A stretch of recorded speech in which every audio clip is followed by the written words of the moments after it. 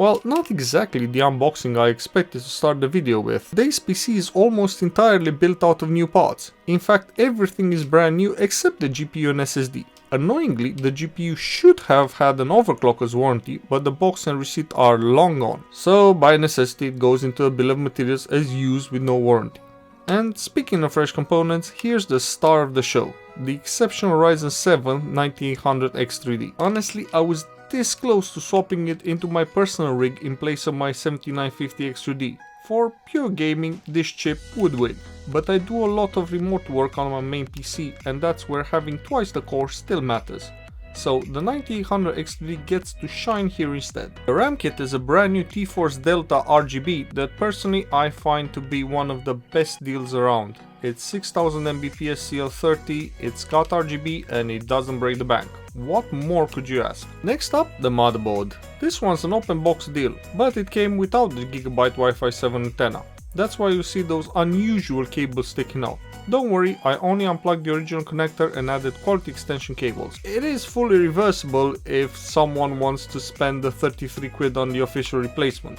There's no hidden tech in the original, just a quick release connector, so the Wi-Fi 7 performance is completely intact. And best of all, because of how this PC is configured, they will be completely invisible by the end. Oh, and before I forget, the NVMe PCIe 4.0 SSD in there is a 2TB jobby that's been my personal rig for about 2 years now. It works brilliant, but it was time for an upgrade to 4TB. Now the case, and I can't believe I'm saying this, a CIT Destiny.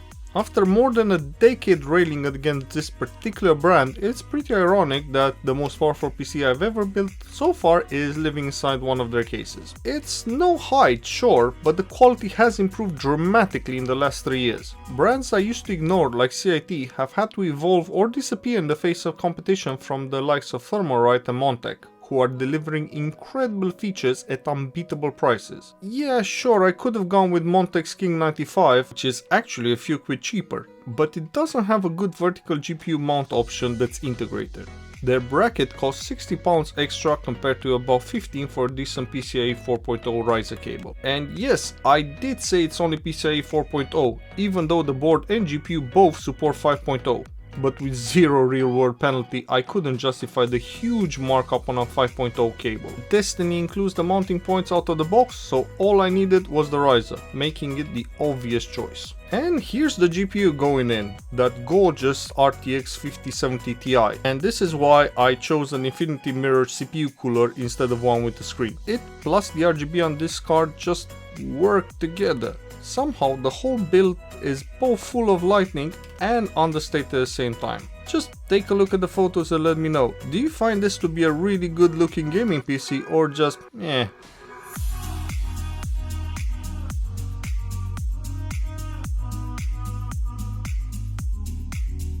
Starting with Heaven, this is the best result I ever had in a system that isn't my personal daily driver, and it managed it while staying under 300 watts. Seriously, this card is overbuilt. I expected the 7900 XTX I recently tested to have the edge here, since Heaven is pure raster, but it just didn't. On to 3D Mark, and I mainly use this for stability testing, but there's a standout here. The 5070 Ti's new RT implementation scored 1000 points higher than the 4080, so make of that what you will. Rocket League was more of a just for fun test. At over 600 FPS average, I don't know, what should I say, I could probably squeeze another 50 FPS with some PBO tuning if anyone is interested, but why bother? What possible use can you have for such a frame rate on literally any monitor? Fortnite was a pleasant surprise, about 20 FPS ahead of both the 4080 and 7900 XTX in my testing. Oh, and get this, the 9070 XT actually kept pace with the 5070 Ti here. Yeah, sure, it didn't outright beat it, but given it had RT on, this is the first time I've seen a Radeon manage that. But moving on to Black Myth Wukong, and here's where Nvidia flexes. Hard. 72 FPS on average while recording without frame generation. Only the 4080 came remotely close, about 10 FPS behind, while literally any Radeon is nowhere to be found. From one RT showcase to a non-RT title that looks just as good, 120 FPS on average in Horizon Forbidden West, dipping only into the high 110s, without the use of frame generation. But then again, this is exactly the type of scenario where doubling the frame rate with frame generation makes total sense. It's already super smooth and responsive, so you get that extra 0.1% of satisfaction without any distracting artifacts. Assassin's Creed Shadows is a really difficult game to run, and I'm all here for it because it provides meaningful results. Thankfully, this is another exploration game that runs very well with 67 FPS on average with all the bells and whistles activated. Similar to the Horizon Forbidden West discussion, here again I would argue that frame generation should definitely be considered. The one thing I did notice with DLSS versus FSR is that the textures are a bit crisper with the Nvidia upscaling implementation, and unlike the 9070 XT where I clearly prefer turning FSR off and frame gen on, here I think I will stick with DLSS set to quality upscaling and no frame generation. I originally forgot to test Far Cry 6, but I went back and redid it because I knew this PC would smash it, and it did.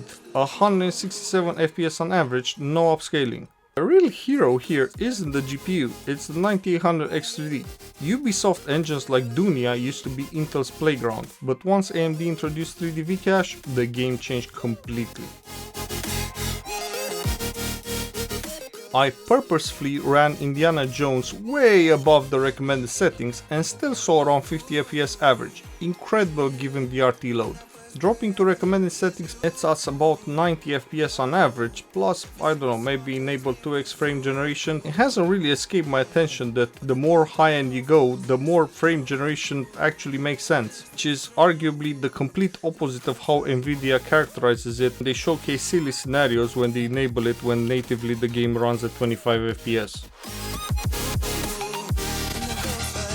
And finally, Cyberpunk. At the Ultra preset, so no path tracing, the 5070 Ti beat the 4080 and RX 9070 XT by roughly 10 to 15 FPS. No huge shock, Cyberpunk is a mature title with plenty of driver optimization. What was really impressive though was path tracing, everywhere, not just in photo mode, at 80 FPS average without frame generation. Outside of a 4090, I can't think of a single last gen card that could touch that. And that's the build, from the CIT Destiny case to the 9800 X3D and the absolutely monstrous performance from the 5070 Ti. This is, without question, one of the most capable rigs I've ever put together on the channel. Thank you very much for watching, and I'll see you in the next one.